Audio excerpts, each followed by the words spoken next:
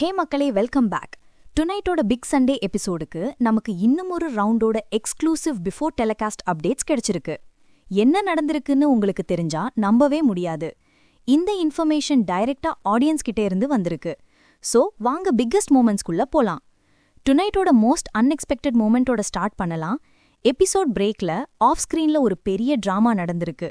அதுவும் ஆதிரிக்கும் கமருத்தின்க்கும் நடுவுல இருக்கலாம்னு டவுட் பண்றாங்க. விஜேஎஸ் திரும்ப வந்தப்போ அவர் எக்ஸ்ட்ரீம்லி ஆங்கிரி. உடனே கமருத்தின்க்கு ஸ்ட்ரிக்ட் வார்னிங் கொடுத்தார்.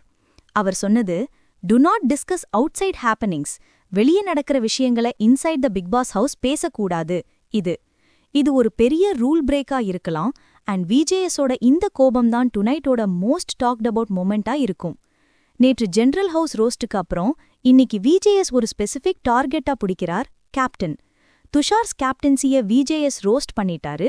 ஹோஸ்டுக்கு துஷாரோட கேப்டன்சில கொஞ்சம் கூட திருப்தி இல்ல. அவர் வீட்டை மேனேஜ் பண்ண எபிலிட்டில ஹோஸ்டுக்கு நிறைய சந்தோஷம் இல்லைன்னு கிளியரா தெரிஞ்சிருக்கு. அதுக்கு ப்ரூஃபா வியானாவும் சுபியும் சிம்பிளான உப்பு இஷ்யூ பத்தி பேசினாங்க.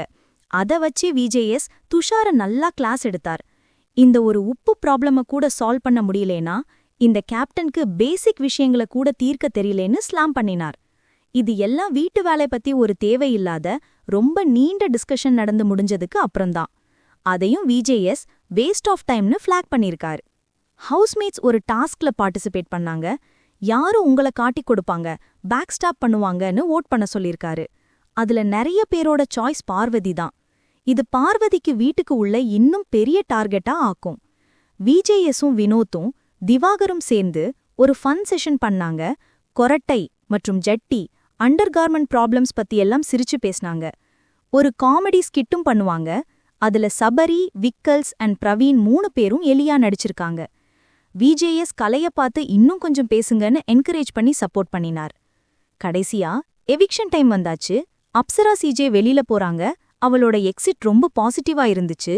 அழுகல, சண்டை போடல, எல்லாருக்கும் நல்லது நடக்கணும்னு சொல்லிட்டு சிரிச்சுக்கிட்டே சந்தோஷமா போனாங்க. ஆடியன்ஸ்ல இருந்து அப்சராக்கு ரொம்ப பெரிய சியர்ஸ் கிடைச்சிச்சு. அவர் ஒரு ரேம்ப் வாக் கூட பண்ணி சந்தோஷமா கிளம்பினார்.